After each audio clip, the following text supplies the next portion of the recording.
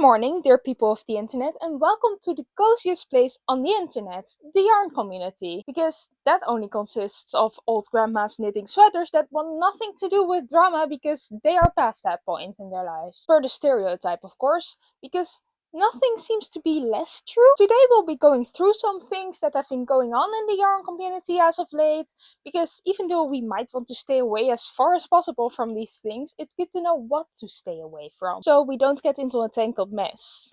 Before we get into all of that, I am in college and you can help me with the logistical side of that by subscribing and watching my videos, which is completely free and will help me out a lot.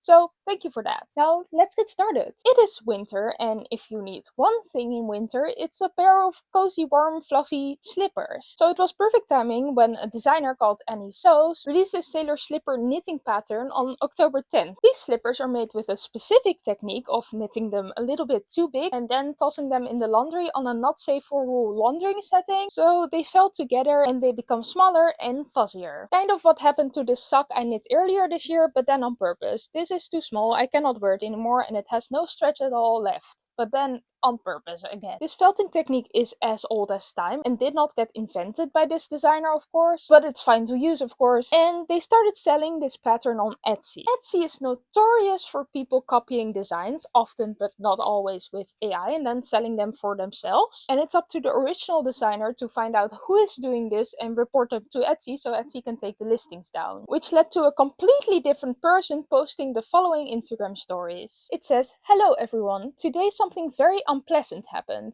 and I'm genuinely upset.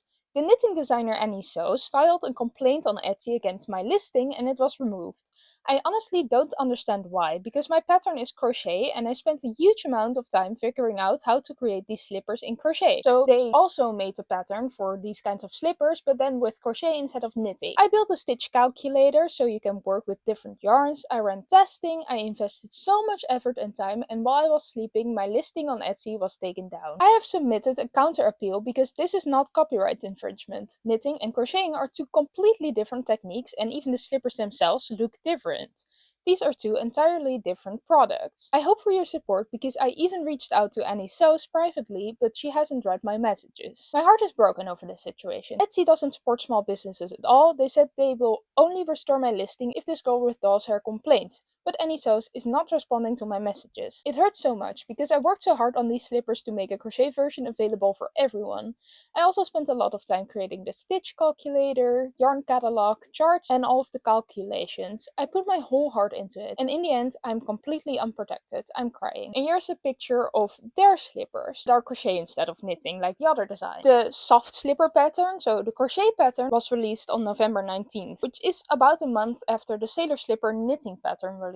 I think these slippers look very similar, so it makes sense that Annie Sews initially could have thought that the design was stolen or maybe inspired on their design and did not want that. Especially since the crochet pattern came out just a month after the knitting pattern released. However, this design is not specific enough to be intellectual property, like striped slippers are everywhere. The only intellectual property that is copyright protected here is the pattern itself. If someone were to be selling an exact copy of the pattern, it would indeed be stealing. But as the crochet designer says, crochet and knitting are very different techniques. I do both, and you really need to go to the entire learning process again if you know one and want to learn the other. Furthermore, it's not like the sailor slippers are the first of its kind. Another person on Reddit posted this picture of another knitting pattern of felted striped slippers released back in May of 2025, and according to the comments, the designer of the sailor slippers and designer of this pattern had a conversation and thought that it was a coincidence that they came up with a similar pattern like this. So it's not weird if you follow the same logic that someone makes a crochet pattern that is also quite similar. It's just striped slippers that's not new or unique or anything. Of course, Annie Sews reacted on Instagram stories to Alya Loops, which is the person who had their Etsy listing taken down. They said, "Hi everyone, I just wanted to address a situation that has come up today regarding another creator on here. Unfortunately, as I didn't reply within 2 hours of their initial message, they decided to post publicly about the situation before giving us a chance to resolve it privately. Rest assured, I'm in contact with the other creator and I'm hopeful we can resolve this matter professionally and without hearsay. Hope you're enjoying your evening." So, according to Anna Sews, Alya put them on public blast because they didn't reply to their messages quickly enough. If it happened like that, that would be really really mean of Alya, I think, because 2 hours is really not a lot. Not everyone is frantically checking their messages all the time, which is good because that would be bad for you. Alya replied with this: "My messages still haven't been read." And the messages she sent were: "You're not replying to me and you're not willing to resolve this issue. I made this public because you were the one who acted behind the scenes first and didn't even message me to discuss anything." So instead of replying, it also seems that Annie just put Alya on blast as well. And on top of that, she didn't even message before taking down the listing. Now, I kind of understand that because you should be able to take down a listing on Etsy when you think they're stealing your design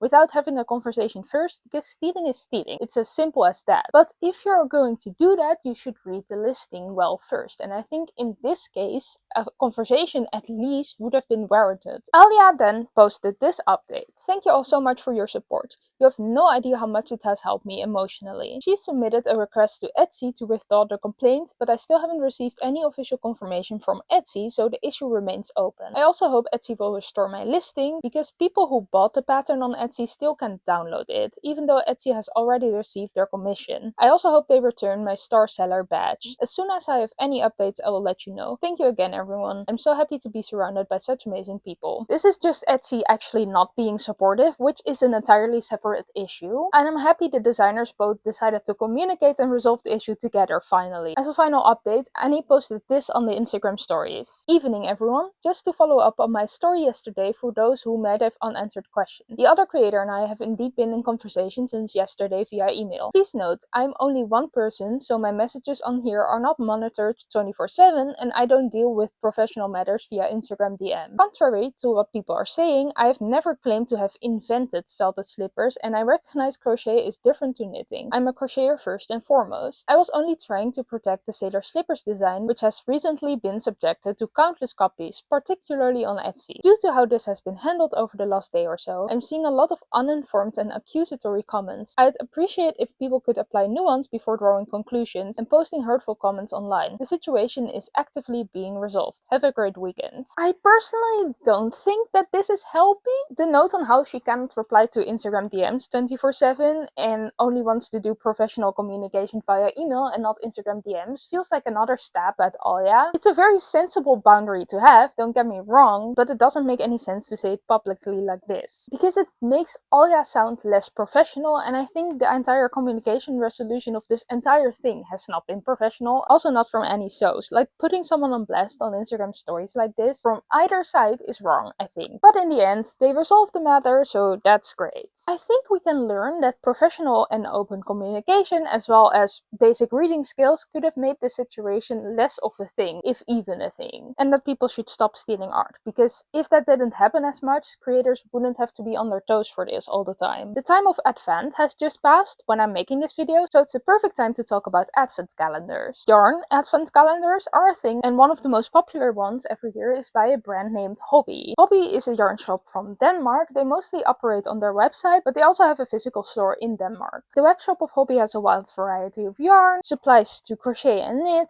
accessories, and yarn-related merch. I've ordered from them before, and actually this sweater is made out of yarn that comes from them, and it has always been great. So I had considered ordering their Advent calendar this year, because the reviews from last year were great, but I decided against it because it involved surprise projects, and I wasn't ready to spend 150 euros on projects that I didn't know I would like. 150 euros for this sounds like a lot, and it is, but it is a fair price when the quality is also good. Hobbii sold 3 different Advent calendars this year. One for amigurumi or crochet plushies, one for crochet garments, and one for knitting garments. Every Advent calendar comes with 4 bags filled with yarn and accessories and 4 patterns, which sounds great. And to be fair, they put pictures with the silhouettes of the projects you would be making on the listing, so you would have an idea of what you would be making and if you could use it. You just didn't know the exact pattern or the yarn you would be using for this. Considering all of that, I was kind of surprised when I heard that the Advent calendar hasn't been great this year. There has come a lot of critique, part of which was this Reddit post. It's called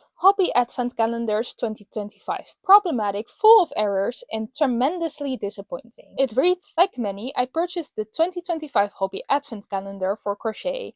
I was so excited for it after how great the 2024 calendar was, which was created by TL Yarncraft. My dear husband gifted me the amigurumi and the knit calendars, so I have all 3.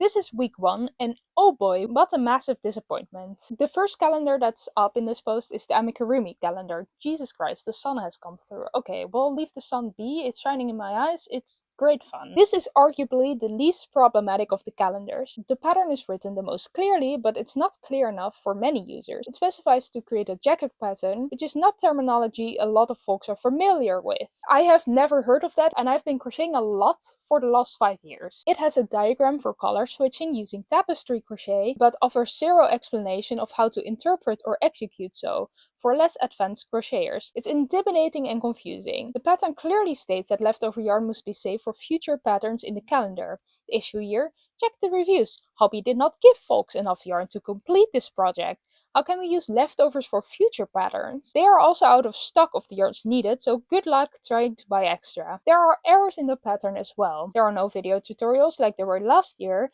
and limited photos of construction, so you must fully rely on reading the pattern to build the kit. This is problematic, and not the quality you would expect for that price point that the kit comes with. These are too many mistakes for a price like this. And a company like this also, because they know how to do this. They have done it successfully before, so you would assume that they could do it again. Next is the knitting calendar. I've not attempted this yet, so I don't have comments on the pattern. However, it's quite clear that the artist Hobbii partnered, Anna-Sophie Wintersol aka Loperfeur, is problematic. In addition to allegations of stealing others' patterns and passing them off as their own, they have a demonstrated pattern of blocking crafters and pattern testers on Instagram and not taking any negative feedback well. It's evident that the creator will not be offering any sort of support to those of us with this calendar, so brace yourself and good luck. Again, no video tutorials like we had last year, but there are at least 2 brief videos for 2 of the more fiddly parts of the pattern. When you work with someone, you should know their work ethics. This designer screwed over an hearse-peeper in their community, which is bad, so she doesn't deserve to have a platform like this in this situation. If she had said sorry and had a redemption arc maybe, but not now. So this is harmful and ignorant by Hobbii. Now for the crochet garment calendar. I've spent most of my time and frustration here and have strong opinions. First, why did they pick the worst possible color for a contrast color? The pattern is an absolute train wreck.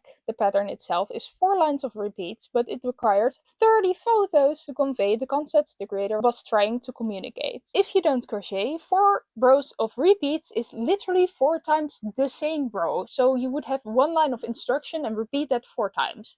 Which is easily enough, so you don't require 30 photos for that. There's something seriously wrong with the pattern if that requires 30 photos. That's an entire flipbook of photos. That's an entire animation show of how to do 1 line in a pattern. That's too much. That tells you already that it is a poorly written pattern. If you require 30 photos to convey 4 rows, you need a video tutorial. Why are there no video tutorials this year? Last year, toys were incredible. Even better, the photos are out of focus and offer nothing to draw attention to the spots where attention is intended to be paid. On the pattern notes say that the stitch count is marked in brackets, and if missing, the stitch count is the same as the previous row. Lazy, but okay. Except as you start going through the pattern, you find brackets with stitch count of 21 in 2 rows in the foundation. However, there are no mentions of stitch counts on any rows in the pattern repeat. As I read the pattern and from what I can glean from the photos, it looks like we are to do 11-12 stitches of each color in alternating rows. Since we are effectively stitching 2 rows back to back and weaving them together, I guess the total stitch count of both colors is supposed to be 21. I have no idea. If this sounds confusing, I'm also confused, and the person writing this is also confused. That's sort of the point. You have to count when you do crochet or knitting, but if it's confusing, it's bad, most of the times. All I know is I'm not doing this pattern right, and I cannot troubleshoot why, because the pattern is missing a simple expected piece of information like stitch counts per row. Also, if you're writing a pattern, it's really easy to add the stitch count, like it should take 10 seconds to do that, because you can just calculate from last row if you're writing a pattern and doing it right. Translations of the pattern were incorrect, so anyone with patterns not in English ended up with fully incorrect instructions, incorrect stitch counts, etc. While we're at it, page 9 has photos 27, 26, 27 and is missing 25. Petty? Sure. However, with how bad the rest of the pattern is, I honestly cannot say which 27 is the correct 27 and if one of the 27s is actually photo 25. What really gets me is that the pattern creator has been leveraging this pattern and partnership with Hobbii to hawk their new book. I can safely say I will never be buying it, nor any pattern of theirs based on how this has gone. The rest here is about what you can do if you have bought this and need to complain, like sending them an email and whatever. There's an edit here that reads, "Looks like Hobbii is now deleting reviews from the patterns pages. That is fun." It is indeed fun. Now, I think we can all say that this went terribly. The patterns are free on the website of Hobbii. You can download them wherever you are, whoever you are.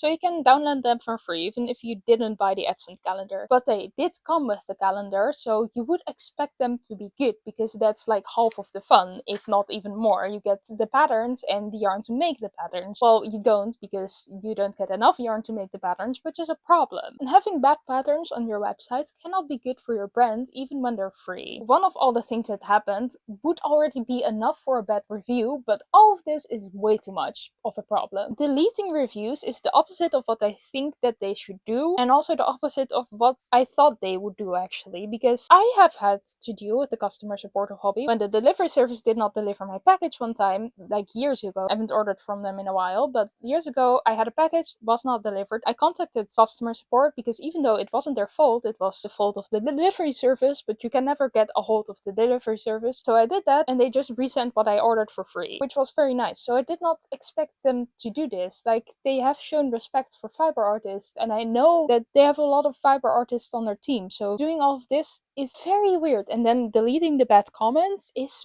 even weirder. You shouldn't do that. I think that they should have shown at least some responsibility and apologized for what they've done, which they haven't. And then they should also be open about their process for next year, so that they can regain some trust. But trust is not what you should give them right now, because they did something bad and they don't want to apologize for it. And maybe you should offer the people that had issues this year some compensation. I think that would be fair. What we have learned here is that brands with money will forever assume that they can do anything to people. In most cases, not in all cases. Some brands are more ethical than others, and I thought that Hobbii was one of them, even though they're a really big brand. As you can see, I'm incredibly disappointed in this one. And maybe shopping locally should become more important. Not only with yarn, but with almost anything. If you can, of course. Speaking of shopping locally, recently a yarn-themed coffee shop opened in Canada. There you can go drink coffee, bring your craft, buy some yarn if you need it, and buy some crocheted goodies. Which sounds absolutely amazing. The thing with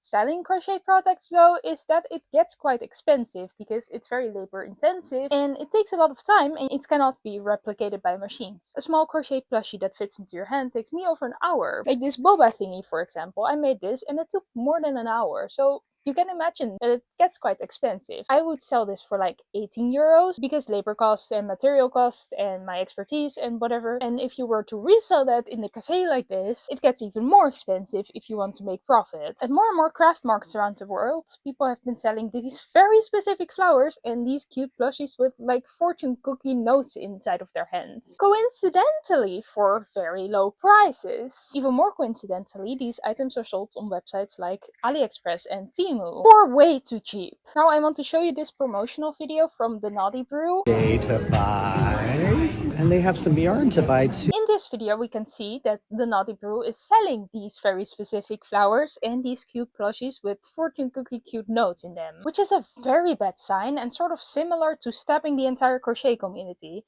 It's like saying, here you have a cute place to craft, which is not worth any money. Another YouTuber has made a video about this, which unfortunately has led to some harassment to the Naughty Brew. They responded with this: a statement from the Naughty Brew. We want to address the recent YouTube video and ongoing conversations from specific creators so we can move forward with clarity, respect, and focus. Our intention has never been to hurt anyone. The Naughty Brew was created with care, sacrifice, and genuine desire to build a warm, creative community.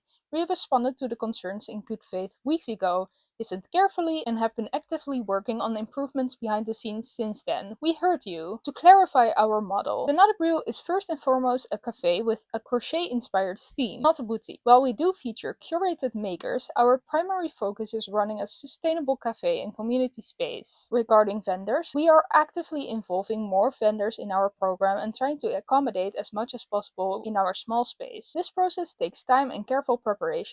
Each vendor requires onboarding, agreements, pricing structure, display planning, and operational coordination. It's not as simple or immediate as it may appear from the outside, and we are being intentional to do this responsibly and fairly. We heard you. We acknowledge that there were expectations we did not fully meet, and for that we are genuinely sorry. We have listened carefully, reflected, and are willing to make the necessary changes to move forward. We are learning and taking accountability. This cafe was created from a personal love for crochet that began during the COVID shutdowns.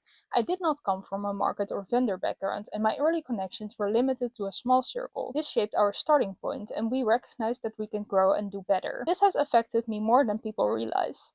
The ongoing speculation, targeted and repeated public commentary has taken a toll on my mental health. It has begun to take the joy out of creating something I worked incredibly hard to build, something new and never done before in Canada.